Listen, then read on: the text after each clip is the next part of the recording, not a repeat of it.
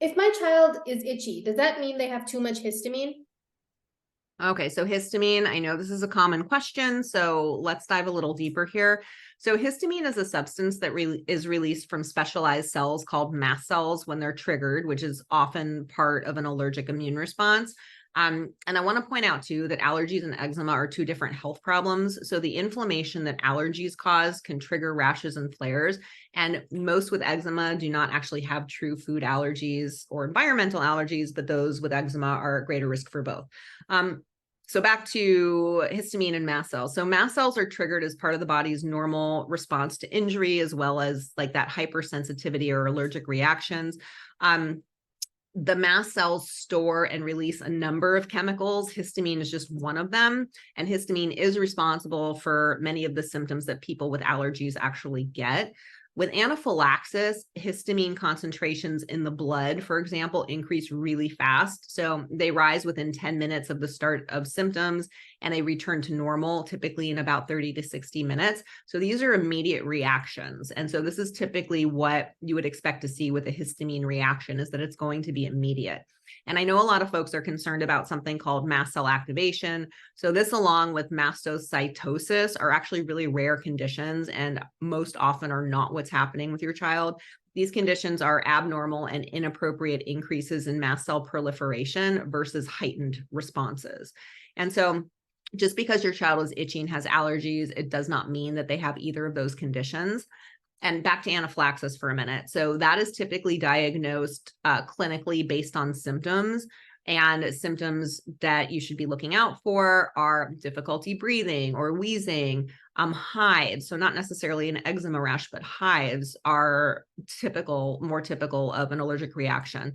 There might be swelling of the face, the tongue, the throat. These are the types of reactions that can be life-threatening. So in addition to allergic reactions, histamine can play a role in normal, healthy inflammatory processes. It stimulates stomach acid secretion. It acts as a neurotransmitter. It dilates blood vessels, which helps fluids move through the blood vessel walls. And it's also really important for smooth muscle contraction. So the intestines, the lungs, and the heart rate. And so we need histamine, then the body makes it for all of these purposes. It's also, again, an important part of a normal, healthy immune response. So trying to lower it unnecessarily can cause a lot of problems as well.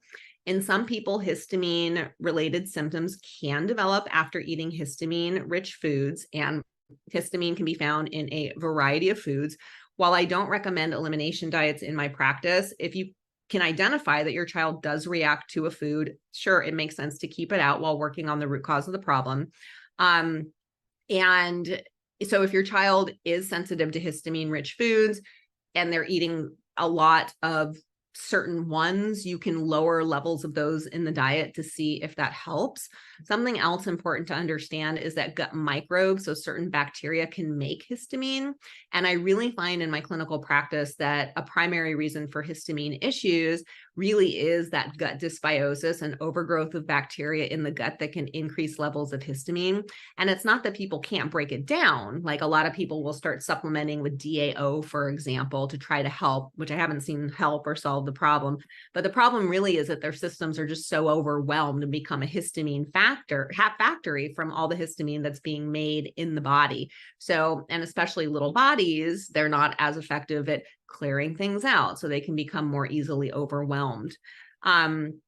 And so another thing to know about histamine too is that it's not typically what's causing the itch when there's eczema.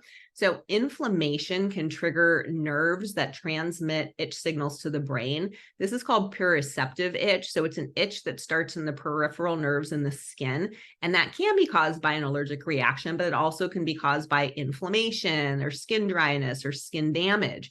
So if antihistamines aren't helping get rid of the itch for your child, it's more likely that something like this is happening.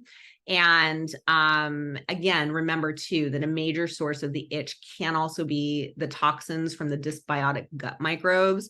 So again, if antihistamines aren't helping, exploring what's happening in your child's gut is definitely a strategy to explore as well.